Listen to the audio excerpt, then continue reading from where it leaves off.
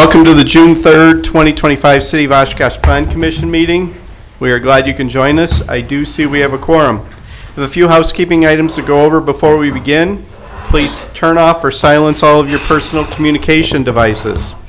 The applicant and members of the public may speak to any item before the Plan Commission when the relevant item to which you wish to speak is called and public comment is open. Unless an exception is made by the Plan Commission, the following rules will apply. The applicant will be given up to 10 minutes to present any information they wish for us to consider. Thereafter, members of the public will be given up to 5 minutes to address the specific item before us.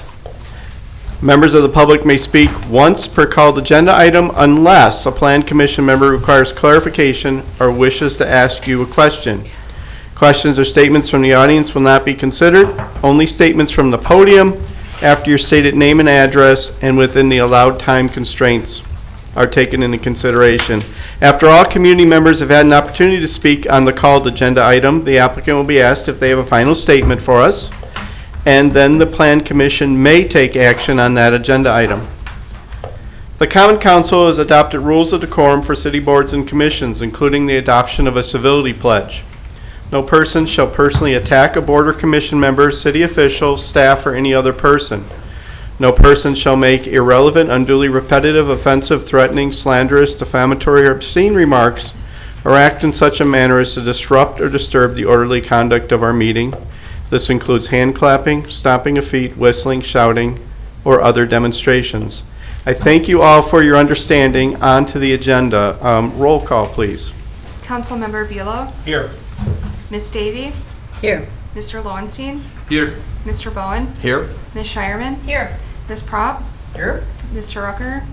Vice Chair Kiefer. Here. Chairman Perry. Here. 8 board members present. Thank you. Approval of the May 2025 minutes.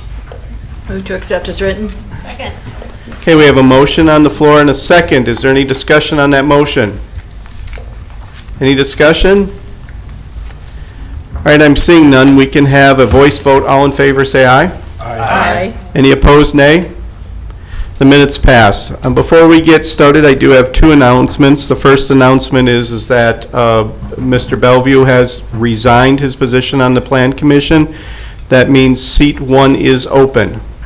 So if you know of anybody that may be interested, have them contact the office to fill out the application. The second announcement is I've been asked to move up item number 5 too early due to staff conflict, and I'm going to agree to do so. So I'm going to move 5 up to 2. Item number 1 is election of officers. All right, it's that time of year again where the Plan Commission needs to elect a chair and vice chair. So I'll call for nominations 3 times. We will then have a motion to close nominations and vote. First, I will call for nominations for chair, and a second's not required. I nominate Member Perry. Second. All right, second call for nominations for chair. Third and final call for any other nominations for chair. As we only have 1 nomination, I'll ask for a motion to close nominations and elect Perry as chair by calling the voice vote. All in favor say aye. Aye. All opposed say nay. Is the new guy allowed to do this so early? I just want to make sure nobody said Buelow. All right, declaration of Perry as chair. We will do the same for a vice chair. So call for nominations for a vice chair. Nominate John Kiefer. Second.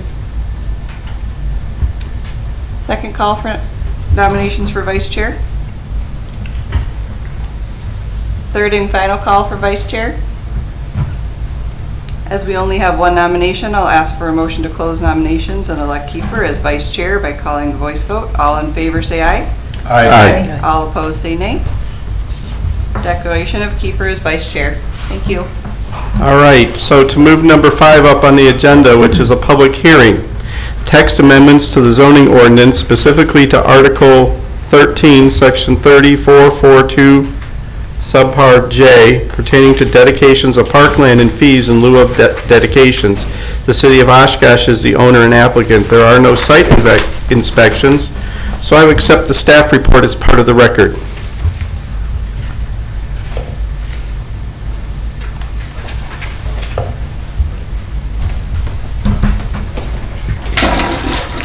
Good evening. Ray Mauer, Parks Director, and then John Cameron with Ellers and Associates. Back in 2023, the city entered into an agreement with Ellers to take a look at our parkland dedication fee as well as the amount of parkland dedication that may be required with new subdivisions. Due to some staff turnover, the project has been delayed slightly, but we are here tonight to have this public hearing for the fees in lieu of parkland dedication as well as the amount of land dedication. I'm going to turn it over to John because John went through the process of taking a look at our fees as well as the parkland dedication. You should have included in your packet, or you should see in your packet, a memo from John regarding these items. Also part of the agreement was for Ellers to take a look at a feasibility study for implementing impact fees for parks, and that is on hold right now. We wanted to bring these forward for the parkland dedication fees as well as the amount of land. The impact fee study, we will be getting back onto that shortly. Good afternoon, everybody. John Cameron with Ellers. Just very briefly, as Ray indicated, we did look at updating the recommended fee for park land dedication. The recommended update is to increase the fee for single-family dwelling units from $400 per residential lot to $798, and for multifamily lots from $330 currently to $665. It is also recommended to increase the land dedication requirement, which is currently at 1,100 square feet per single-family dwelling unit and 900 square feet for multi-family dwelling units, to an even 2,000 square feet for both single-family and multi-family development. The analysis is included in the packet, and I'm happy to answer any questions. So Plan Commission, do you have any technical questions for the staff? Does John count as staff? Okay. Why 798? Are you just trying to make it hard for us to do math in our head? Yes, I am. Okay. No, it's based, you certainly could round it up the extra $2 if you so choose to, but it's based on a calculation of the average value of land per acre divided by the number of residents per acre of active parkland. So it's the way the math works up, but you can certainly choose to round up. Ms. Prop? I just want to say that I really appreciated this analysis. It was thorough and gave us some reasons for why we ought to do this, and I've been waiting for this for a long time. Thank you for your part. Thank you. Any other technical questions from the Plan Commission? Okay, I'm seeing none. This is a public hearing, and so I will open the public hearing. The applicant has spoken, so we do not need to hear from them again unless they want to say something else. Okay, so now ask any member of the public, do they wish to speak on this agenda item? Is there any member of the public that wishes to speak? Any member of the public that wishes to speak on this agenda item? All right, I'm seeing none, so I'm going to close the public hearing. We do not need a closing statement from the applicant, so Plan Commission, the action is upon you. Motion to accept the findings and recommendation as stated in the staff report. Second. Okay, we have a motion and a second. Is there any discussion on this motion? Ms. Prop? This is just the first step. The city council really needs to put parks at a higher priority, and we'll have this money coming in, but it needs to be supplemented with city money as well, so.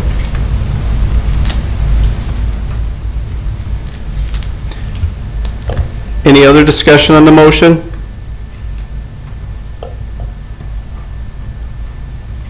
Okay, I'm seeing none. We're going to have a voice vote, a roll call vote, please. Councilmember Buelow, Aye. Ms. Davy, Yes. Mr. Lowenstein, Aye. Mr. Bowen, Aye. Ms. Shireman, Aye. Ms. Prop, Aye. Vice Chair Kiefer, Aye. and Chairman Perry. Yes. Motion carried 8-0. Wonderful. Item number 2 listed on the agenda is industrial design standards variance for exterior building materials on an addition at 3255 Furnow Court. Schneider Property Management LLC is the owner. Pinto Construction is the applicant. Have there been any site inspections? Okay, those are so noted for the record. Thank you. I will accept the staff report as part of the record. Please present your summary. Thank you. So the subject site is located at the north end of Furnow Court. It includes an existing 11,000 square foot industrial building, which is Monroe Equipment. It was constructed in 2017. The property is zoned heavy industrial, and the surrounding area consists primarily of vacant and industrial uses, as well as some residential uses to the east and north. There's a site plan. The applicant has proposed a 7,000 square foot rear addition to the existing building, and the addition will be constructed entirely with ribbed metal panel exterior to match the building.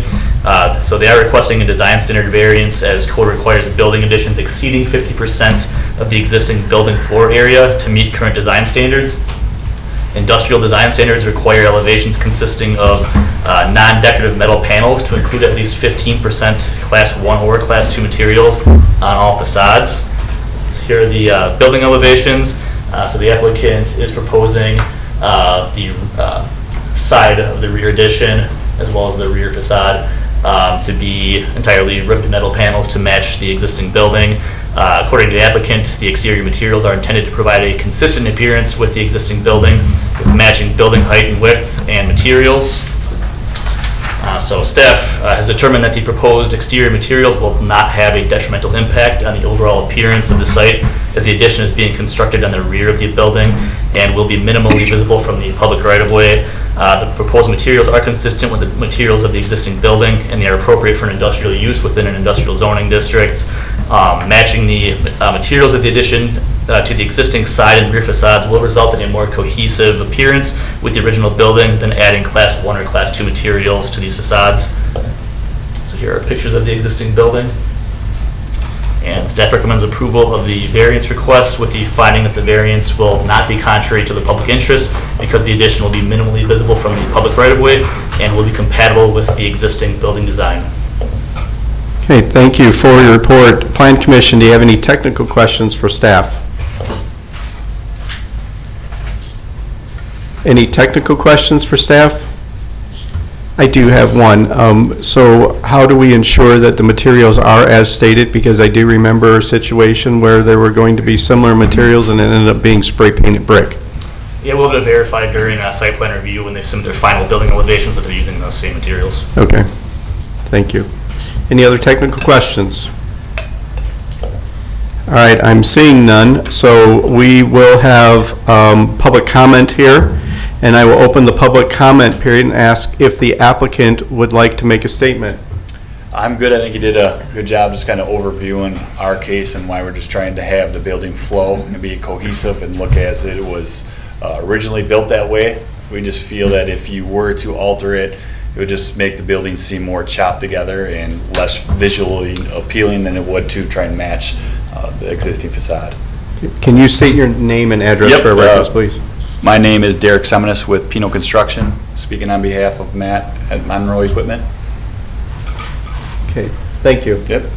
Is there any member of the public that wishes to speak on this agenda item? Any member of the public that wishes to speak on this agenda item? Okay, I'm seeing none, so I'm going to close the public comment period. We don't need a closing statement from the applicant unless they're inclined. So Commission, Plan Commission, the action is upon you. Motion to adopt the findings and recommendation as stated in the staff report. Second.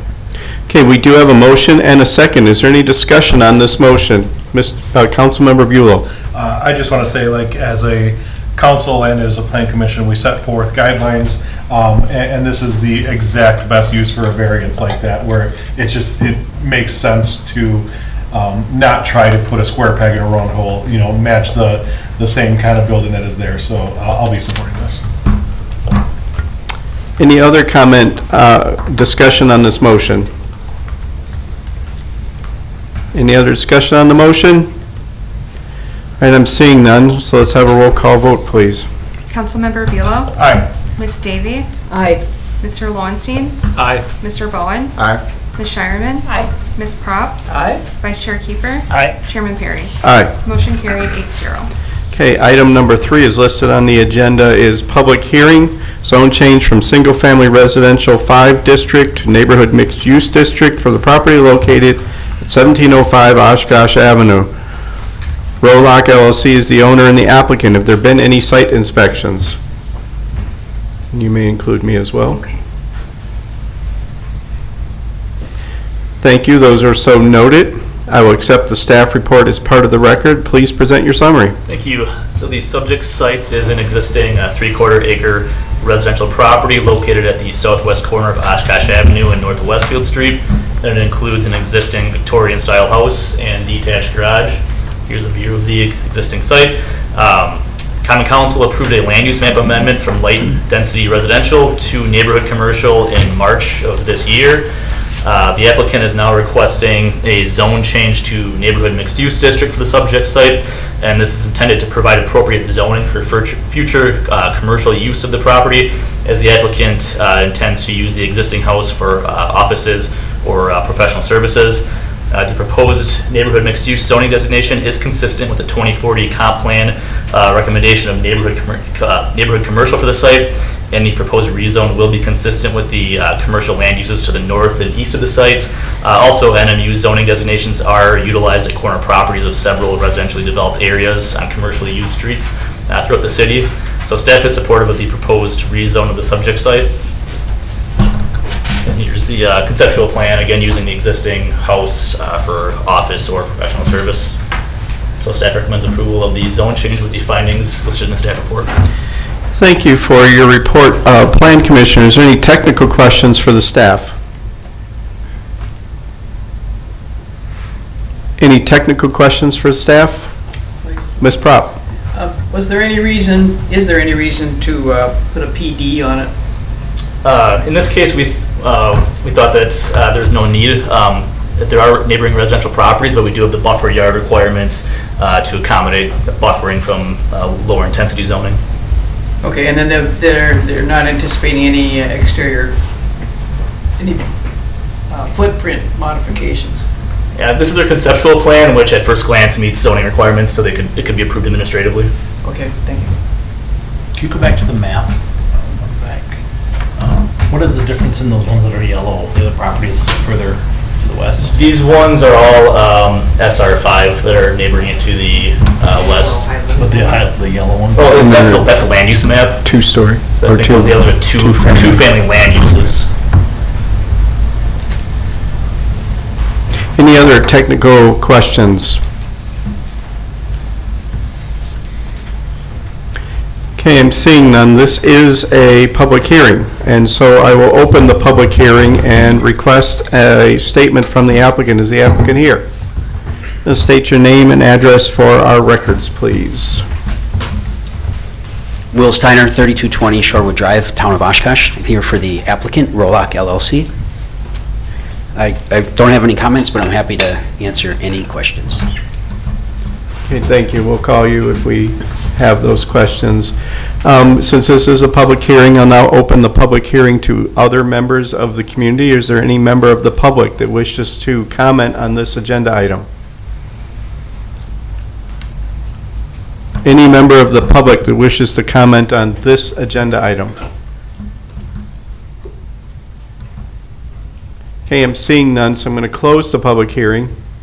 We don't need an additional statement from the applicant unless they're inclined to do so. So Plan Commission, the action is upon you. Motion to adopt the findings and recommendation as stated in the staff report. Second. Okay, we have a motion and a second. Is there any discussion on this motion? Any discussion on the motion? Okay, I'm seeing none. Let's have a roll call vote, please. Councilmember Velo, Aye. Miss Davy? Aye. Mr. Lowenstein? Aye. Mr. Bowen? Aye. Ms. Shireman? Aye. Ms. Prop? Aye. Vice Chair Keeper? No. Chairman Perry? Yes. Motion carried, 7-1. Okay, thank you. Item number 4 is listed on the agenda, is also a public hearing. It's a zone change from urban mixed-use district to institutional district at 145 West 24th Avenue. Grace Bible Church Oshkosh Incorporated is the owner. Dayville Engineering Incorporated is the applicant. Has there been any site inspections of that property? Okay, those are so noted for the record. I will accept the staff report as part of the record. Please present your summary. Thank you, Chairman. So as stated, the applicant is requesting a zone change from the existing urban mixed-use zoning district to institutional zoning district. The subject area included in this zone change request is in relation to a property sale between 149 West 24th and 145 West 24th, as well as a certified survey map to move the existing lot line. Once the sale and the CSM are complete, 145 West 24th will acquire about 16,606 square feet from 149 West 24th. And so once that sale occurs and the lot lines move, that area needs to be rezoned to match the existing institutional site. So the subject site is currently 1.15 acres with frontage on West 24th, and the property contains a church owned by Grace Bible. The surrounding area consists primarily of residential uses along with some commercial uses to the west. Here's an aerial image for you all to see. So with this zone change request, the part of the area that's being sold contains basically pavement. 149 West 24th is a apartment complex that has parking, I believe, underneath the property in some areas, if not all, and then some exterior parking. So within the CSM that's produced, to move the lot line and transfer that part of the property, there's an easement to allow the two properties access and ingress and egress to each. So again, this 145 is the subject site where the church is. Sorry, my mouse is not working well. This is the current owner that's selling this piece of property to them, so this lot line will change from like this. So staff is supportive of the proposed zone change because the institutional zoning district would be the appropriate land use for the subject area that's being considered. Okay, thank you very much for your report. Plan Commissioners, any technical questions to the staff? Councilmember Buell. Still plenty of parking at the 149 apartment? Yeah, I can't remember off the top of my head. I think it's 15. Was it in here?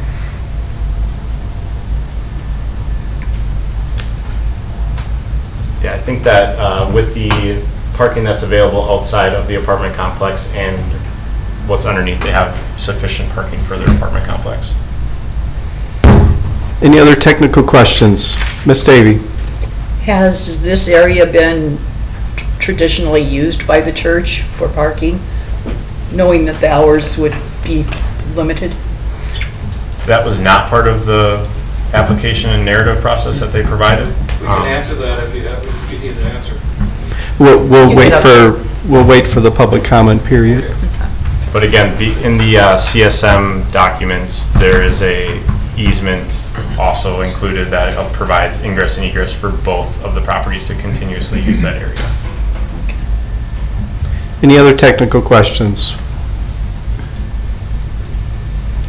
All right, I'm seeing none, so this is also a public hearing, and so I will open the public hearing at this time and request a statement from the applicant if they choose. Is the applicant here? Please approach the podium and state your name and address for our records, please. Mike Levenhagen, 1328 Grant Street, Oshkosh, Wisconsin. That parking lot was all one complex. The church owned both the apartment complex and the church building and the parking lot. When the current owner of 149 bought the property from Oshkosh Truck, the agreement was that the church would have access to that parking lot. And so we've been just using it with when they decided to sell it, we'd have first option to buy it. So that parking lot has been used by the church for years. Thank you very much. At this time, I'd like to open public comment to the rest of the community. Is there any member of the public that wishes to speak on this agenda item? Any member of the community wish to speak on this agenda item? Okay, I'm seeing none. I'm going to close the public hearing. We don't require a statement from the applicant unless you so choose. So Plan Commission, the action is upon you. Motion to adopt the findings and recommendation as stated in the staff report. Second. Okay, we have a motion and a second. Is there any discussion on the motion? Mr. Bowen? I have a business relationship with the seller here. I'll be voting present. Okay. Any other discussion on the motion? Councilmember Yule? I'll just state that, like, anytime we're moving property to tax exempt, I'm always trying to, just be extra careful in making sure that we're doing the right thing. It looks like this checks all the boxes. If it was still going to be used for the parking for the apartment building, I'd be a little leery of it, but I think with the relationship that they have going, I think it makes sense. Any other discussion on this motion? Okay, I'm seeing none, so let's have a roll call vote, please. Councilmember Buelow? Aye. Ms. Davy? Aye. Mr. Lowenstein? Aye. Mr. Bowen? Present? Ms. Shireman? Aye. Ms. Prop? Aye. Vice Chair Kiefer? Aye. Chairman Perry? Aye. Motion carried 7-0, one present. Okay, thank you. Item number 6 on our agenda is Municipal Code Chapter 14, Post-Construction Stormwater Management Ordinance Update Analysis. The City of Oshkosh is the owner and applicant. There are no site inspections, so I will accept the staff report as part of the record, and you can present your summary. Thank you. My name is Chuck Beam with Brown & Caldwell, here with the staff engineering division to talk about this stormwater ordinance change. And there's been quite a bit of information made available in the packets. I have a short presentation. Hopefully we can keep it brief, but I want to be available for any follow-on questions for that topic. So I'll just go through here. Do you want me to do that for you? Just so I know it gets to the presentation. Okay. Just kidding. Oh, great. Thank you. All right, thank you very much. So we've been working on this project for a little while now. The ordinance for stormwater management does cover flood management, so quantity issues, as well as stormwater quality, and the focus of our current investigations is really focused on the water quality aspects. There may be administrative components of the ordinance that are also changed for clarification or that could potentially impact the flood aspects, but it's primarily a water quality change. This project's been undergoing for a little bit of time, and we did receive a grant from DNR to help partially fund this, which is nice. And we had a common council workshop a couple weeks ago, met with sustainability last night, and so today we're meeting with you to go through the same brief presentation and ask the same question: what would this body desire that the city staff consider and common council consider? So briefly, Chapter 14, again, as I mentioned, we're talking about the stormwater quality aspects. Redevelopment and new development in the city has to meet a certain amount of stormwater pollution control. In this case, we're measuring that in the current ordinance by way of total suspended solids. You can think of that as the dirt or the sediment that comes off of a site. And the ordinance is applicable to sites that have generally an acre of development or more, or in this case also 20,000 square feet of impervious surface, hard surface, pavement, rooftops, etc., which I'm sure you're well aware of those types of surfaces. The city has because the DNR has implemented a total and maximum daily load study, which means they've gone beyond the basic understanding of stormwater, and they've actually studied the watersheds in general for the upper Fox Wolf, and lower Fox Wolf's already been studied. And we now have loads that are allocated to the Fox Wolf basins by that study, that for stormwater management purposes, for runoff that's discharging to either Fox River, Lake Winnebago, Lake Petamore, and Sawyer Creek. That study also looked very comprehensively at all the types of pollution that are in the area. So they looked at agricultural, our own wastewater treatment plant has a load allocation, as well as industrial sites. So it's a pretty comprehensive study that was done by DNR, and very standard and typical of what they would do for watershed health. What the DNR found was through that study that there are increases in many cases for the water quality protection that needs to be made to continue to bring those waterways into better health. On this screen, you'll see on the left-hand side the names of the different reach sheds or watersheds that we've just shown in the figure prior. And the load reduction targets, those are the numbers that came out of that study. So what you see for 3 out of the 4 top ones, we do have a small piece in Lower Fox, which I'll mention as well. Those are at 20% load reduction, so a very manageable reduction. Sawyer Creek is one that has a little higher reduction, and that's just based on their findings for the modeling that was done for that, the health and the monitoring of that. They found that it could use a higher level of pollution reduction than the other water bodies. Then looking across the column to the with controls TSS reduction, in 2022, the Brown Call, working with the city, did do an update to the citywide plan and evaluated what was our current condition for reductions across the city. And so for those same watersheds, you can see that for the ones that are in blue there in the middle, we are meeting and exceeding those target reductions. Sawyer Creek, though, we still do have a ways to go. That's a pretty built-out watershed, and there's not a lot. It's a little older, and there's a lot of development that's already in place, and so we will have some additional work to do to try to achieve that 54% reduction that this study has identified. Continually moving to the right, now we see the TMDL total phosphorus reduction. So it's a new pollutant. Our current ordinance does not have a water quality reduction target for nutrients, and phosphorus is the nutrient that's the focus of that study. Those reductions are pretty aggressive at 85.6%. So that's telling us there's quite a bit of sensitivity to the watersheds for nutrients. And if you look all the way to the right, our study back in 2022 saw that we have quite a ways to go to try to achieve those reductions. I will say that those are aggressive and are approaching where some of the common practices that are used today in development, new development, and redevelopment are really challenged to try to achieve those levels of reduction. So we understand that, DNR understands that, but our charge from our stormwater discharge permit with DNR is to continually make progress towards those places where we're not currently achieving those reductions. The last line, there's a small area actually as part of our study we found in the Nina Slough, which is in the far north of the city, part of the county area for the fairgrounds that is currently undeveloped. We're not really concerned with that area because it will eventually, when it does have some development, will essentially come into compliance with the requirements.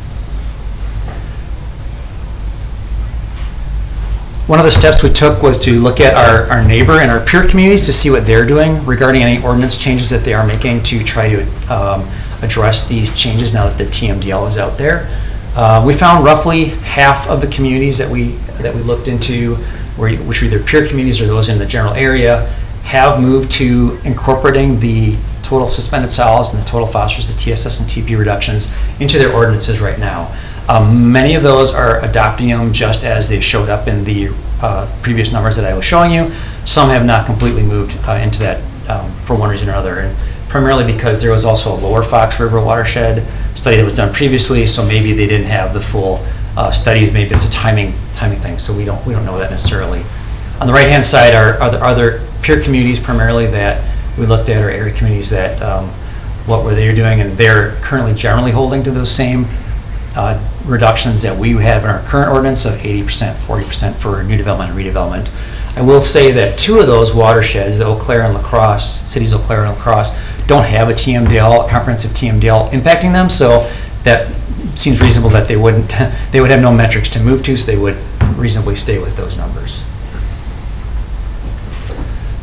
So I know I'm kind of going pretty quickly, but I know you've got a lot of information. I don't want to bore you with it, but I do want to make sure I'm answering any questions as we go along. So I did, this is a summary of some of the different scenarios that were looked at in the prior study and the 2022 study. So the first two scenarios were actually looked at as part of the citywide plan, and the remaining scenarios were built out as part of the current study that we're doing through the DNR grant portion.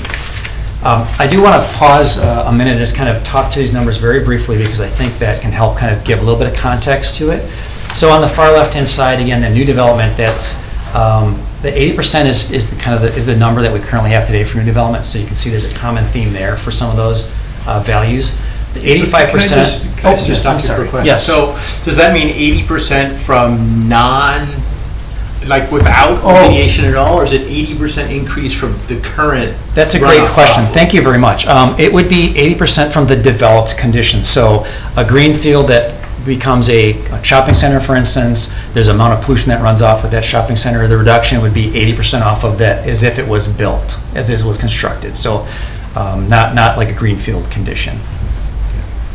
Thank you for the question, though. The 85 and the 90% that were looked at in the citywide study are considered like step up. So we said, what if we want to increase the reduction a little bit? So 85 and 90% were considered kind of step ups from the base current reduction. We did find that a number of the new developments were in the lower to mid 80s, just because we also, as I mentioned, have a flood management component to our ordinance. And a lot of times when they're managing that peak flow, they're also getting additional water quality benefits. So we have seen many sites that are in that lower 80s. So I think that's a reasonable ask. 90% is a little, again, just a step up. The redevelopment, you'll see the 40%, which is our current one, there generally steps up from that. The 58.4%, see a common theme there. That is a reduction required by DNR of Sawyer Creek, so we thought that would be a good number to kind of grab onto. That's the one we were deficient in from suspended solids, TSS. So you'll see that showing up in many of the different scenarios. The 72.2% on that lower one, that was, it's coincident with the lower Fox River TMDL requirement, so we just consider that, what if we looked at that for a redevelopment condition, which is can be somewhat aggressive for a redevelopment site. They're often space limited, what have you. So, and the 52% actually ties to the redevelopment phosphorus number, which I'll get to in a second for scenario 2. New development numbers. Most of those redevelopment numbers for phosphorus are tied to the rule of thumb that DNR has as far as what phosphorus is removed when looking at total suspended solids. So the 57.4, the 61, and the two that are 54% are tied to the reductions that are typically expected for new development, the new development suspended solids numbers. The number that is not coincident with that same relationship is the 40.5% with scenario 4. And again, that's because we were just applying potentially as a scenario, the lower Fox River TMDL TP reduction. So those 40.5% are equal for the ask of the lower Fox River, which is receives all the water from the city ultimately through Lake Winnebago. The redevelopment values for total phosphorus, the 39.4% is, again, kind of using that rule of thumb based on the Sawyer Creek number of 58% for scenario 1. The other ones that are out there, the 30 and the 35%, were looked at more of along the lines of technology-based sort of solutions. So 35% is, for some of the practices that DNR allows, is kind of the maximum allowable, say for pervious pavement, if you're not including infiltration impacts. That's the most you can get from a pervious pavement scenario. So that's what the reason was for the 35%.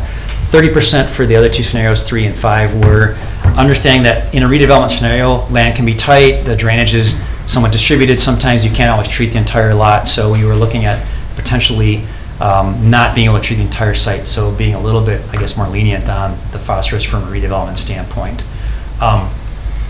So I guess that was some of the background for some of those values. Just want to kind of put that out there, just to kind of give you some context, I guess. What we asked ourselves then is, there's numbers of sites that were looked at. 2 sites were looked at from the prior study, and then 3 additional sites that were looked at under the current study. The CP Otter and field operations facilities, these are all redevelopment sites, and each of these sites were in compliance and are in compliance with the ordinance as currently built out. But we looked at, what if we applied these different scenarios to those developed sites, and how would they compare? So we did find that in a redevelopment situation, applying the scenarios 1 through 5 across the board, you can see some yeses and some nos and some partials. So yes means that the way that the site is currently built out from a stormwater management perspective, the yeses means they would meet those requirements in that given scenario. No means that it does not meet it for total suspended solids or total phosphorus. The partials means that they meet it for one or the other. So about 20% of the time, the individual site met the scenario. And 70%, if you look at the yeses and the partials, we found a 70% match. So I think that just gives us an idea of like how far away are these sites from meeting any potential future ordinance opportunities.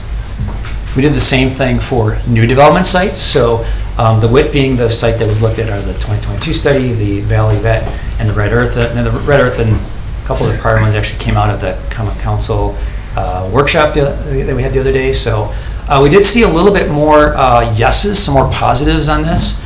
And that is largely because the new developments often will use a wet detention as their stormwater management practice, and it does pretty well, particularly with phosphorus and a lot of the, with sediment, and a lot of the phosphorus also generally comes along with that. So about 45% of the time, we saw that the sites would have been in compliance with the current ordinance.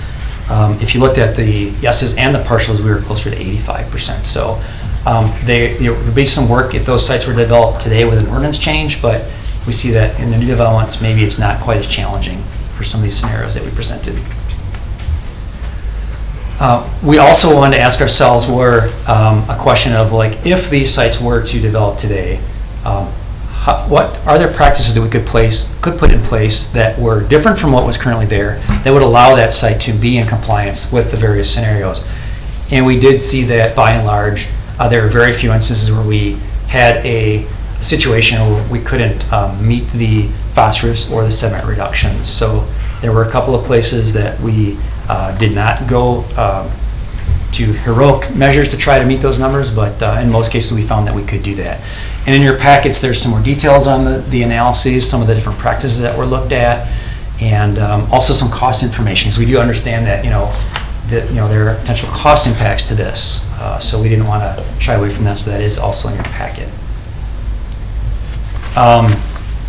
Some key takeaways, I guess, that we found from this particular study. There's a lot of variability in the sites. Every site is different, whether it's a redevelopment or a new development site. Different applications can be present for the types of practices that are most likely to be used on a site, depending on the type, the site conditions, the use of that site. We did see that peak flow reductions, so if you are having to mitigate peak flow, that does help with the water quality generally, and that can help in meeting those reduction targets. We also did some analysis on infiltration. A lot of times developers aren't looking very closely at the infiltrative properties. Sometimes you can't. It might be a site that has very tight clay soils, maybe it's contaminated, and infiltration is not a practical alternative, but infiltration can be helpful in most situations. We did see a lot of variety in cost too in the various practices that we looked at. Often there was an increase in cost, whether it be construction costs or ongoing maintenance costs. We did see some situations where you could see potentially a different practice used, meet those requirements, and be equal or maybe even lower than the cost estimate that we put together for that property. We also recognize that if we ask higher reductions of the developments, there is an opportunity for them to ask for relief from that, called the maximum extent practicable clause that is in our zoning or in our stormwater management ordinance. If we ask for a extremely large number, that's going to improve or increase the amount of asked for relief for that number, and so we know that takes staff time, that takes developers time, so you won't see us necessarily jumping up to that, say, 85.6 number in our current set of numbers that we're asking you to consider, because we know that is a very technologically challenging number to try to achieve at this point in time. So I know I went through a lot of information. I appreciate your patience. We certainly have staff here as well, but we are looking for a recommendation from this body as to what you think might be a reasonable set of scenario, I should say, to bring forward to the Common Council. I can move back to that slide if you'd like to look at that, or how would you like to move forward, sir? I think that we can, after your presentation, have people ask you some technical questions. I mean, there's some things that I obviously pulled out myself, but I think that we'll just go through that process and ask, is there anybody from the Plan Commission who'd like to ask a technical question on this report? Well, Ms. I don't know if Pop. this is a technical question, but bottom line, the city needs to change the ordinance, or we will not, our permit will not be updated by the DNR, right? Yes, we will be asked by the DNR to make an ordinance change that we're actually our permit is actually 1 year expired. We're operating on a kind of continuance of that, and we expect a new permit out any time now from DNR. And we will be asked to, as part of our permit, we have to show evidence that we have ordinances in place to manage stormwater quality requirements, and that we currently have an element in there for total suspended solids. We do not have an element in there for total phosphorus. So at a minimum, we need to add that. And to what degree we put that in the ordinance or how we modify our TSS is up to the city to decide that. Yeah, okay. I think that's all, the only question I have right now, but then later on I'll comment on what I think looks like the best scenario, but I don't know if it is. Certainly. Any other technical questions at this time? So do we Mr. know what Williamson. percentage of the total phosphorus load is from the city itself in the watershed? Can we, like, how much will this help in any scenario? That we Yeah, face? that's a great question. And so, taking Sawyer Creek, for example, we had the map up there earlier, maybe a third of the Sawyer Creek or half of the Sawyer Creek is in the city proper, and there's a certain amount of that that's outside the city. The TMDL study applies the same reductions on the city as any other owner or landowner, I guess you would say, within that watershed. So we are being asked to try to achieve the same reduction as anyone else that's contributing to any receiving water body that we had on that list prior. And we all individually are doing our own studies theoretically to kind of look at what we feel our appropriate loads are based on land use and some details that the DNR didn't necessarily have or take the time to delve into. So just because we become in compliance with Sawyer Creek, let's say we did that tomorrow, does not necessarily mean that Sawyer Creek in itself would be a restored water body because of the amount of outside of that land that's contributing. So it would take the entire area to move towards a more impactful reduction to get to that point. So.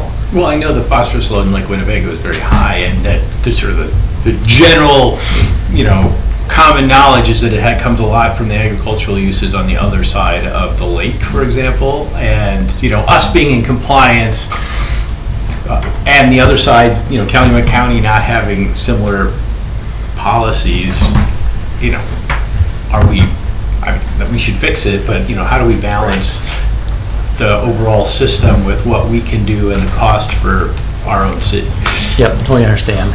Do you want to add to it, James, or? That's a fair question, but right. I spent a lot of time looking at that Green Lake saying, man, I wish the phosphorus loads were lower. Understood. Yep. Yes, as Chuck said, from the stormwater permit side of things, it is a general permit across the state. So, all permitted entities will have the same requirements. And, those reductions do apply whether it's a municipal storm sewer system, whether it's an industrial discharger, whether it's agricultural. So, any communities, say, in, Calumet County that contribute to Lake Winnebago, when the permit is updated, they will be faced with the same requirements in the permit that we are. How quickly they act, that, I can't give you that answer, but they will have the same requirements as we do. Any other technical questions? I mean, for me, it seems, very clear that the easiest is scenario 3, but you do have people that sit here that would say, we want the most stringent because that's better in the long run. Is there a negligible difference between costs or even each scenario that makes it statistically significant, or in the accounting field, as they say, it's a insignificant ratio? We didn't get to that level of detail from a cost perspective, and I think it's fair to say that the higher the reduction ask is, the more complicated the site conditions will be for stormwater management purposes, and probably the costlier it'll be But we didn't do a direct comparison, to go to 61% is 30% or 400% more costly than 35% per se. So I don't think I can answer that directly. I will say that, again, there is an opportunity to set the number as the city feels is most appropriate, and those developers, if they feel they can't meet it for one reason or another, can come in and ask for relief on that number.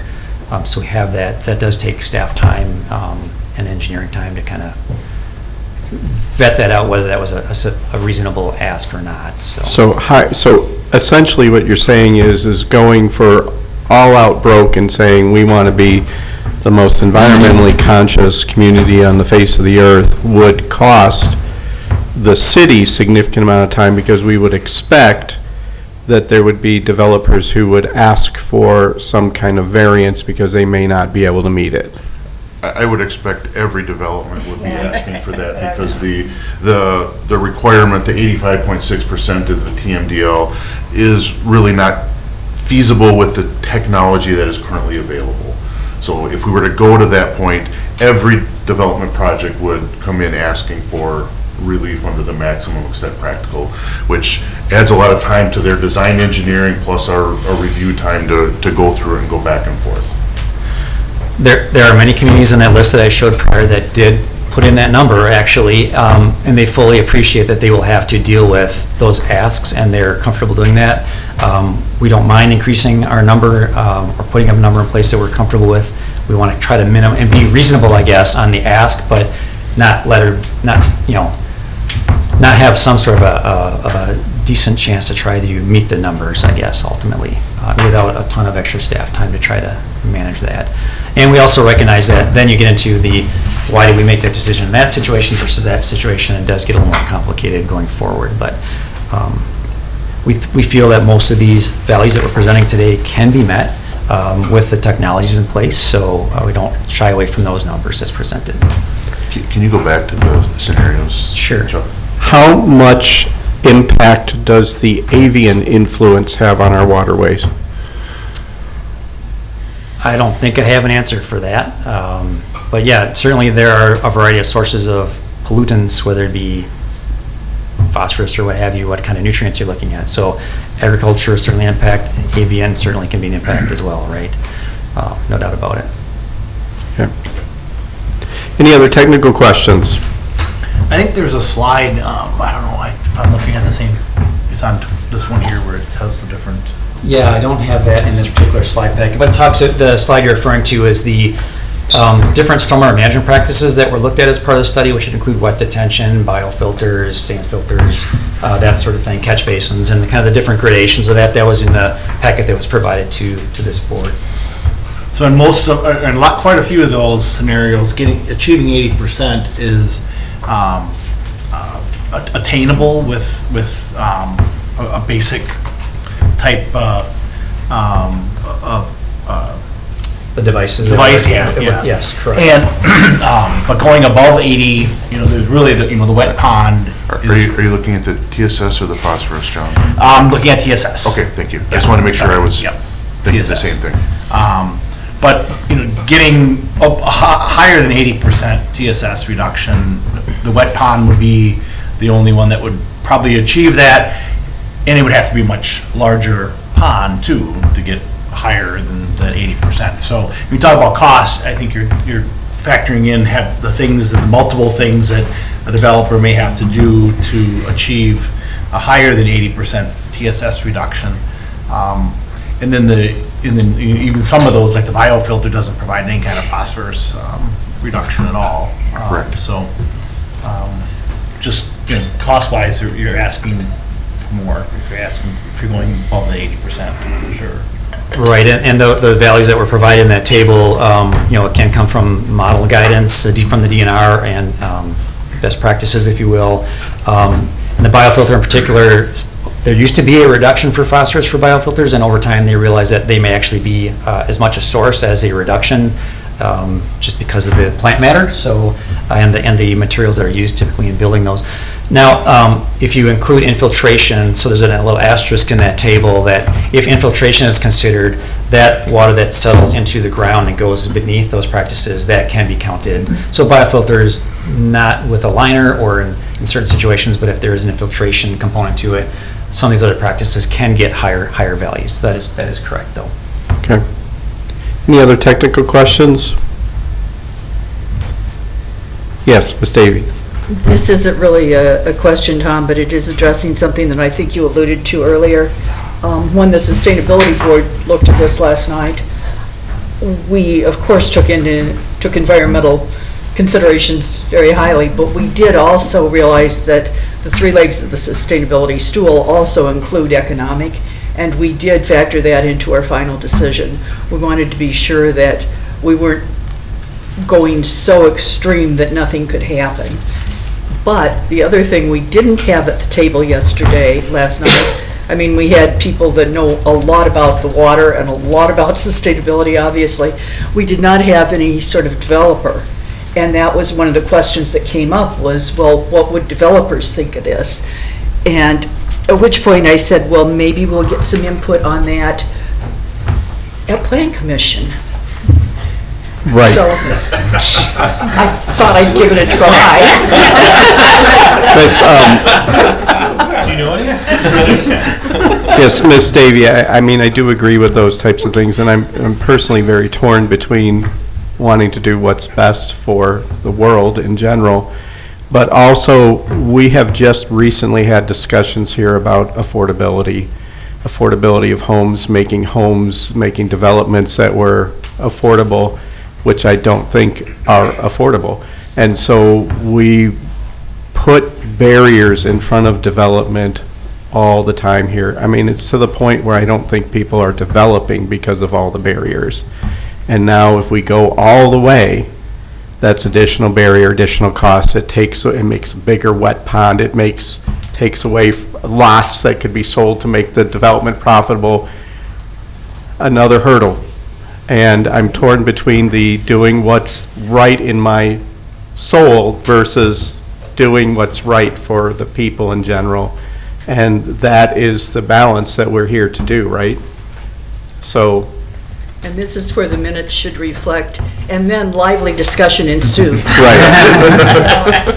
Right. Again, I don't know if this is the comment or technical question, whatever, I'm just going to make the comment, but when you're looking at the other municipalities in this analysis, there's only maybe, I think, one Bear Creek in Appleton that's above 80%. And, you know, if we look at our options and our different scenarios, if you look at going above that 8%, I mean, if we went to 85 or 90% on, again, this is on TSS reduction, you know, will it add additional cost? Probably for a developer, and so when they're choosing Appleton or Oshkosh or Neenah or Menasha versus Oshkosh, I mean, that it may not be a tremendous cost. You can probably comment more on that, but I mean, maybe it's the semantics, you know, if we're at 90% or 80% and another municipality is less than, you know, in all other factors considered, they may decide to go elsewhere on that scenario, so, I don't know. Councilmember Buell? Just speaking from the council standpoint, we've been pretty clear that we want the narrative to be that Oshkosh is easier to work with than it's ever been before. I want this to be, to kind of go along with what Mr. Perry said, Chairman Perry, that I want this to be aggressively considering the environmental impact, but also I want this, when the developers open up and they see the number, to go, yeah, that's what I expected. You know, that's in line with what I would expect when I'm developing elsewhere as well. So I don't want a number so high that it creates a red flag, just like Mr. Kiefer said as well. Any other technical questions on this? So as part of this process, though, we do have a public comment. However, this part could also be your technical question. Is somebody throwing out there a recommendation? Because after the public comment period, we would have to have a motion of some kind. So is there any other technical questions? Ms. Propp? Well, I think you mumbled something about scenario 3. And in my overview, that's what I thought scenario 3 would be the best in terms of being able to meet these various parameters. But also, scenario 3, any of these scenarios would not draw fire from the DNR, would be acceptable. Yes, they are. Yeah. Permit numbers. Yep, correct. To the best of our knowledge right now. We don't have a permit yet, but. Normally, we're not asked to weigh in on a scenario, so wow, we get to have input. So I guess I'm suggesting scenario 3 and And it's making discussion progress. ensues. Ms. Davy. Making progress towards that is what the DNR I is would looking tend to at. lean towards scenario 5 for the reasons that Kathy stated, but also because I think that it's going to be simpler to handle the whole city as one. Sawyer Creek is a good third of the math that you showed us, Chuck, and to me, it just makes more sense to have the entire city under the same rules, which is why I would support scenario 5. And that's a good point, thank you, Ms. Davy. Chuck, I don't know if you really talked about the nuance between scenario 3 and scenario 5. We did not, and so as scenario 3 points out, the 58.4 is that Sawyer Creek target that the TMDL has identified. Scenario 5 uses that same number for the entire city. Scenario 3 just assumes or portends that perhaps you have that higher number only for the watershed that needs it, and the 40% would be for the remaining watersheds in the city. That would mean that someone would have to know where they're developing, and there would be some additional discernment there, but having a uniform 58.4% would, as you point out, make it a little more uniform across the city. It would also probably in some instances bring a little more phosphorus reduction with it, so even though our target might be lower, perhaps we would see a slightly higher phosphorus reduction coming with it, just based on the practices they're selecting. So, and it reduces some staff time potentially as well. But I think they're both, viable scenarios. I'm interested to know what you're just commenting there. Is the friction or is the similarity, making it easy across the footprint, is that more advantageous? Or the reason why scenario 3 has Sawyer Creek is because it's more problematic or has more to reduce the fossils in that. So, we don't, we know in our city that there's disparities and we don't just make things easy across the city to make things easy. I don't know if this is negligible or not. Yeah, so that's a great question. So again, a higher ask for redevelopment would be additional work on the developer to try to achieve that number. If we had this citywide, even though we had already been achieving the sediment in the other watersheds besides Sawyer Creek, we're far off from achieving the phosphorus reductions, and so a slightly higher ask in the total suspended solids would bring the phosphorus number closer to compliant. And whatever we don't achieve as we develop our sites now, whether it be ourselves at the city or a developer, at some point in time, we're going to have to put practices in place to try to trap that pollution and achieve those values in the future. So what's left now for a developer would need to be managed in the future at some point in time.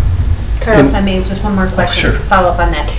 I think what I'm struggling with is that, so I think we're probably down to 3 and 5, we're like really close, but I feel like somebody who knows more than we do needs to be like, this is our recommendation, or this is what we should think about.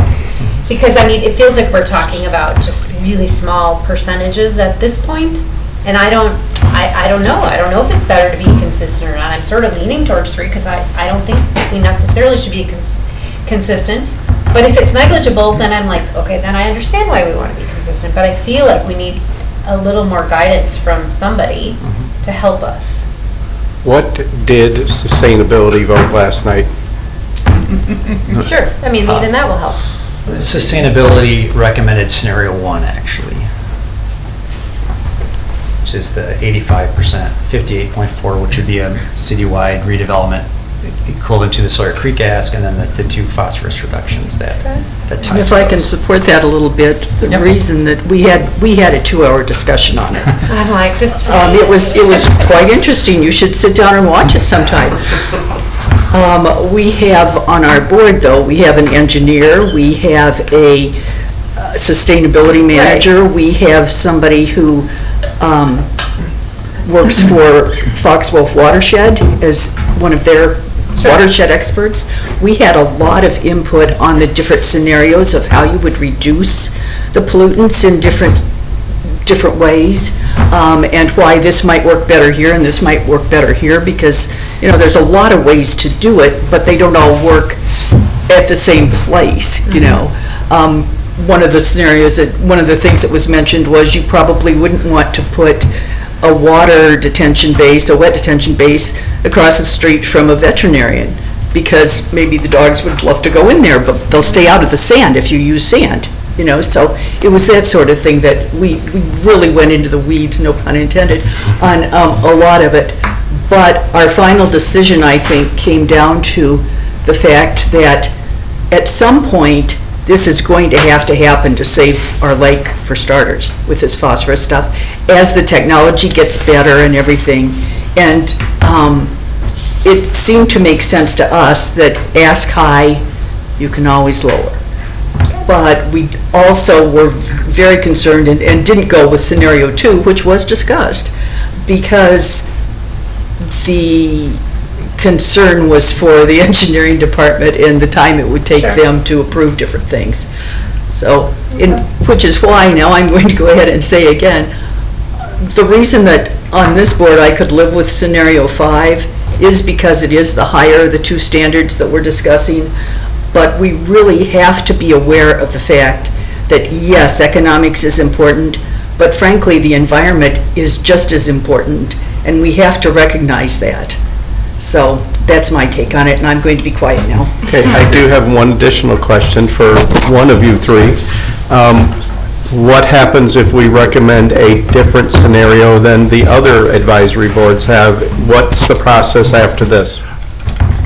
Honestly, as we came into this, I will admit, I expected we probably would get differing recommendations. At that point in time, we would likely take those differing recommendations to the Common Council and ask them for their direction on which scenario they want us to proceed with the code writing on, rather than, you know, try to write two different sets of code scenarios and have them make the decision that night. We would, you know, likely put a item on the council direction to city manager and staff, say, okay, here was a recommendation from this board, here was a recommendation from this board, you know, here's some of the reasons, here's the minutes behind those. Council, give us your direction. So that's... And they're the ultimate approval anyway? Yes. So this is just advisory, and we say what we need to say, they've said what they need to say, another group says what they need to say, and ultimately council needs to power out those differences and go with what they want. Yes. And we've had that happen in other situations where, you know, differing advisory boards made differing recommendations, and, you know, council as, you know, the parents, if you will, get to make the decision of who's right. Right.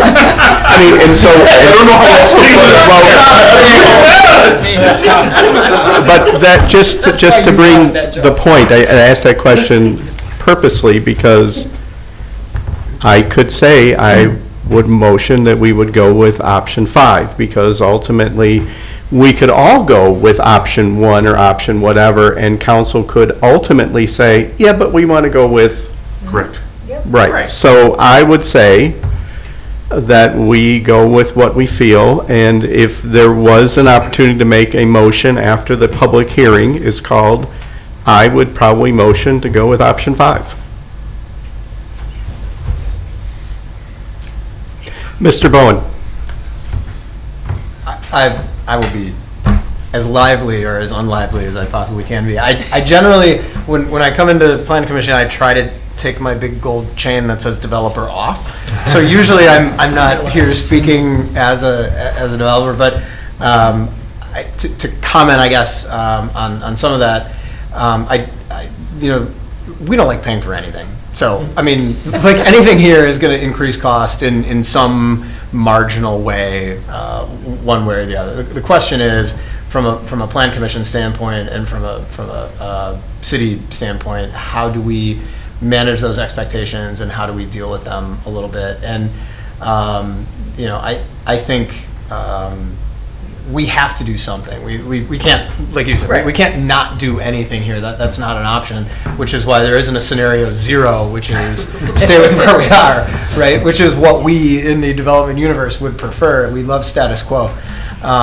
So I do think to the comment regarding scenario 3, one thing that developers also fear is variability. We don't like the prospect of somebody across the street being treated a little bit differently than our site. So that Sawyer Creek thing, while I understand why it may be proposed the way that it's proposed, it does probably introduce another layer of uncertainty for a developer who are, well, I can tell you I have, with maybe one very rare exception, couldn't tell you what watershed we're in any community that we're working in. So to expect somebody to come in and say, well, I know I'm in the Sawyer Creek watershed, so I need to budget prior to really going into this project. I need to budget that I'm going to have a higher suspended solid count. I'm going to have to do more wet pond, or I'm going to have to do this. Now, granted, developers aren't smart enough to do that stuff. We rely on engineers to do that stuff. So a good engineer would tell us that that's the issue that we would have, but I think that there are pitfalls there that become a little bit problematic. So, similar to, I think Tom, and maybe a little bit more of what I'm feeling maybe is a consensus here, like 5 is probably about where I would also be comfortable. I do think, just for reference purposes and looking at the other communities' code requirements, having done work in Neenah and some of these areas, having done work in Appleton and some of these areas, whether it's Garner's Creek or the Neenah Slough or wherever we're looking at here, I can't tell you that I've gone into any of those projects or in the course of those projects said, man, why is my stormwater pond so big and so expensive? So we are, at the end of the day, we're talking about some increased costs, but we're not necessarily talking about increased costs that are, so shocking to get to these points. Now, if we start getting into 85% new development TSS reduction, we start getting into 90%, we start getting into 72% on the redevelopment, that's where, in my experience, as I'm interpreting these numbers, you will start to see projects not happening. You will start to see site plans not being feasible because your wet pond, which is the most effective weapon against some of these things, just can't be done on some of these sites, in particular on redevelopment sites, where you are talking about we're talking about 20,000 square feet of impervious surface, but you're talking about largely, postage stamp size sites that are being redeveloped as we go forward into our new development cycle here. I think some of those are where you're going to start seeing pushback from developers on cost. You're going to start seeing projects that are just not feasible and people start just looking someplace else because we're not doing it. So I do think 5 is probably one that walks a fine line between just making everybody the right amount of mad, I guess. It's gonna disappoint Margie. It's gonna disappoint me. It's gonna disappoint we'll all be equally unhappy, right? So from a plan commission standpoint, given our charge to sort of find, does this stuff jibe with our comprehensive plan? We got a lot of stuff in that comp plan, right? We got a sustainability piece to that comp plan. We have an economic development piece to that comp plan. How do we balance one of those without canceling out the other? I feel like 5 probably does that, and I guess, again, with that development, label that you put on me, You're welcome. It probably is the one that I guess would be the most palatable from that standpoint. And if I may add something, Mr. Chairman, certainly, as Mr. Bowen said, that the 90% TSS on new development, that is a big ask. 85%, I think, as Chuck mentioned, we've got a lot of our new development sites with their wet basins that are close, are right around there. But that 90% number, that is a pretty big ask on new development. And I also agree with Mr. Bowen that the 72% on redevelopment for total suspended solids, that's also a really big ask. But it was, a part of various scenario options that we're trying to figure out how to put different options together. And as Chuck mentioned, they pulled from a lot of different areas to get those recommendations for those scenarios. But I agree with those two in particular. The 90% new and the 72% redevelopment are very tough asks. Ms. Davy? In that case, James, could I ask you to also address the TP recommendation numbers up there, comparing 1 and 5? Comparing 1 and 5. I'm going to ask Chuck to help me out a little bit with that one. I think scenario 1, if I remember correctly, was looking at the general rule of thumb. When you get 85% TSS reduction, you get about 57% total phosphorus. Correct. When you get that 58% TSS, you get about 40%. So it's kind of looking at the general rules of thumb that the DNR guidance documents have established. Again, going down to scenario 5, the 54, I think, goes with, general rule of thumb again to the 80%. Correct. The 30%. 30% was more of a technology limiting, us understanding that some of those practices that we just talked about a minute ago, kind of the maximum is 35%, it's like forest pavements. Maybe not the entire redeveloped site could be treated by that, and so we took a slightly lower number and landed at 30%, just kind of as a number to put out there. But if we look at 58.4% for redevelopment, that means that they would have to look at perhaps a different practice, or they'd have to look at infiltration to get to that 58%, and that would bring up some of the phosphorus as well. So it was more of the 30 and 35 were more along the lines of technology limitations for some of the common practices on a redevelopment site. Mr. Lowenstein? So I guess I'm concerned about the low phosphorus reduction levels here, because I'm looking at this chart for the other communities, Nina Appleton, and Menasha. They all have higher phosphorus reductions on redevelopment sites, and in fact higher phosphorus reductions on new development. And so why are we deciding, I mean, we talked about developers, we're going to set a level, that higher level of pollutants that's actually less than our competitor cities. And so that, I mean, in some ways, scenario 5, sort of, except for that 30%, which is every other thing on the chart is 40 or above. And so now we're saying we want to pollute Lake Winnebago more than our communities, our communities on this side of the lake. So I mean, in some ways, I look at, scenario 1, in fact, which is the number basically that the other communities have approved for phosphorus reduction, even though the 85% is a little higher. So I guess as someone who's lived on the lake for a long time, knows about the heavy phosphorus load, why aren't we matching what other cities are doing for phosphorus reduction in this code rather than doing it less?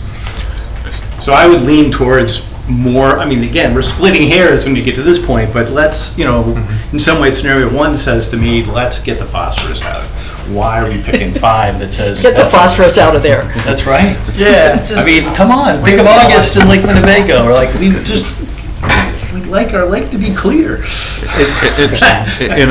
think a lot of that came down to, as Chuck said, what the technology that is available versus having to go through a request for maximum extent practicable on a lot of sites. I'm just that's noticing kind of the trade-off. our comparable communities have said a higher standard is better, or a higher reduction is better. And I would say that most, if not all, those communities you were pointing out before have adopted the TMDL values as they were presented through this various studies, and are more than willing to look at the maximum extent practicable on a case-by-case basis, which again is fair and fine. It just means they're going to have to adjudicate that with those developers and the developments, and just make sure they're comfortable with that ask, I guess, ultimately. We've generally have a history of not doing that in the city of Oshkosh. Generally, we've set a number and we expect people to meet that number. On very rare occasions, MEP is granted. I would say to your point, though, that that last line, scenario 5, the 80% begets the 54% for TP, as James had pointed out. If we go at 58.4, typically you'll see a higher level of phosphorus go with that, and you'll probably get closer to that 39% phosphorus because the practices they put in place to get to the sediment. So we'll probably end up with a higher level of phosphorus control in a redevelopment scenario by having a slightly higher TSS reduction at 58%. And we could certainly entertain a different value, take that 30 and make it a different value, but at this point in time, we don't have that on the scenarios. Is there any other technical questions? Because I also want to be cognizant of the public comment period as well. So are there any other technical questions? Were those technical questions? All right, I'm seeing none. And so, Lively discussion. right, so I'm seeing no other technical questions, so I do want to have public comment, and we'll open the public comment period. We have had a statement from the applicant. Is there any other member of the public that wishes to speak to this agenda item?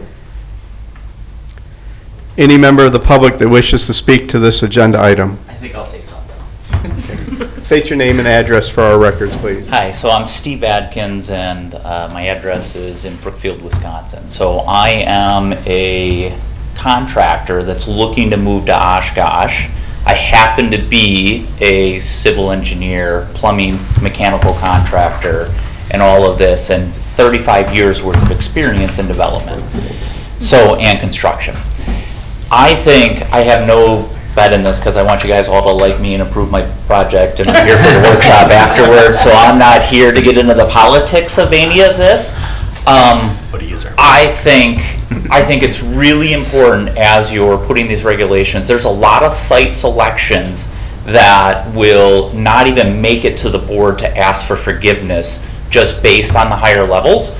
You won't even get to that. So as we work behind the scenes, we're talking about site selections and what it's going to take to do all of this stuff. And if you position yourself in the higher position to begin with, you will never have that as an option. So if you're looking to be a place to do business with, then I would keep that into consideration. Now, it's a fine balance. The technology is not there to get to the numbers that we're really looking for, but it's getting better all the time, right? So as technology continues to do it, I think you guys have an opportunity to do that. And one of my last soapbox, which is really my whole point of coming up, we spend all of this time up front, really putting the borders and meeting the engineering specs. Then we build something. And at the end of the day, we sign maintenance agreements. And what I see, this isn't an Oshkosh thing, this is a statewide thing. What I see is the enforcement of the existing stormwater management plans that are in place is almost non-existent. And I think the community would be better served if you want to have a greater impact. I would focus more on enforcement of the engineering that's already been in place versus raising the regulations and the standards that are there. So, 2 cents. Thank you very much. Is there any other member of the public that wishes to comment on this agenda item? All right, I'm seeing none, so I'm going to close the public comment period. We don't need a closing statement from the applicant unless you're so inclined. I guess if I may say just one thing, Mr. Chairman, the speaker makes a good point. As technology advances, if we do start out at a little bit lower number now, as technology advances, it's easy to change that number and move it up as technology catches up with what we're trying to accomplish. Thank you. So we are now at the point where the action is upon the commission. Does anybody like to entertain a motion? I'll make a motion to entertain scenario 5 of the 5 that we have. Okay. I'll second. We have a motion and a second. Is there any discussion on that motion? Ms. Davy? One question that I have for James and Chuck probably. You had mentioned that these numbers can be changed. Obviously, the council can do a la carte all they want if they choose to do that. But if we use scenario 5, and I think you just said this, Chuck, so if we are shooting for 58.4% of TSS, we're going to end up with, you think, more like 35% for TP? In many scenarios, the phosphorus reduction would be higher when you're achieving a 58% reduction in total suspended solids. It'd be higher than 30% in most cases, correct? So what would be the harm in us just using scenario 5 and changing TP redevelopment to 35%? I'd even give you 34%. It's a deal maker. just a suggestion. Is that an amendment? What? Is that an amendment? I'm asking specifically if there's any harm to do that as far, to our engineers here, if that's an okay thing. And then maybe I would make an amendment, but maybe not, I don't know. I Too soon to tell. think, based on what we know of the technologies that are available, it's, is it gonna be 100% of the time? Probably not. Is it highly likely that, achieving a 58% TSS reduction on a redevelopment will get you in that 35% TP? Yeah, that's pretty likely. Then I would ask the person who made the motion if they would accept a friendly amendment to change TP development to 34.5%. Oh, Margie. I would indicate that, yes. Would the second be okay with that? Yes. There's a friendly amendment. Is there a second to that friendly amendment? Yeah. All right. Any more discussion on this motion? Any more discussion on this motion?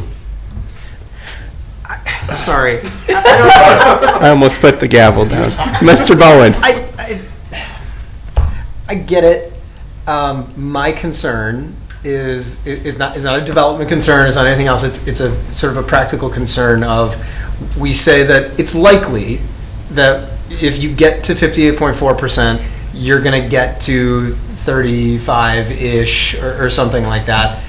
But in some cases you might not. I'm a little bit more comfortable with something that puts it in a there are a lot smarter people than me at this table. And they came up with 30 because that probably fits from, the science fits it, and the ability to enforce it in a more uniform way fits it. That doesn't require an exception to be made here or a special circumstance to be given there or something like that. So you're suggesting 32%? I'm suggesting there's a reason that number was made 30, and it's because the likeliest scenario is that it will be met in a uniform way, not in a, well, this one, yeah, it got there. The one over there didn't get there, so now they have to rethink this, or we have to rethink that, or we have to whatever. I think if we're looking at this from a standpoint of how do we most effectively raise the level from what we're doing now, which again is nothing, enhance the level from what we're doing now as it relates to the TSS redevelopment side, but also make this practical and practicable for the people who are responsible for dealing with it. I think that it's probably going to better serve the city to make sure that we can do this on a more uniform way. Now, again, you guys can do whatever you want. You guys can take your colored pencils to whatever numbers you want to have over here. But I don't know that I'm comfortable sitting here with what I know, which is almost nothing, rethinking what these guys have put together.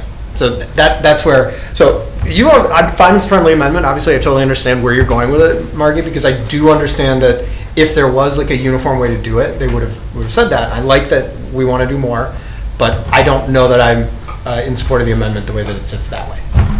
I do have a comment myself, and those of you that know me, hold your breath. I agree with Mr. Bowen. I honestly do. I believe that there is a very fine point to under-promising and overachieving.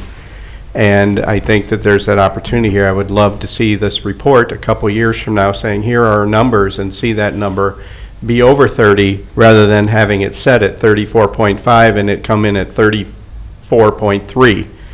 And we go, I would rather under-promise and overachieve, and so I agree with Mr. Bowen and his point there. Ms. Prop, I saw your hand first.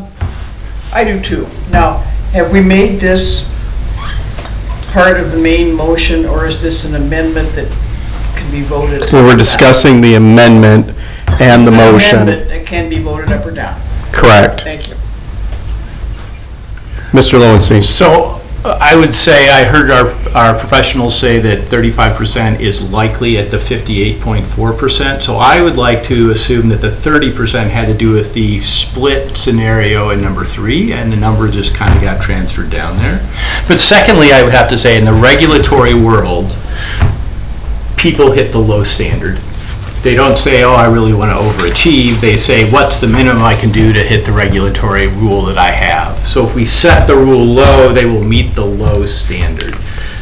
They won't say, wow, I really want to go way above the standard that the city is going to impose on us and spend a lot of extra money on phosphorus reduction. So setting a high standard, and I think the 35 is kind of a compromise, because not everyone will have to come to the city and ask for a variance or a re-examination.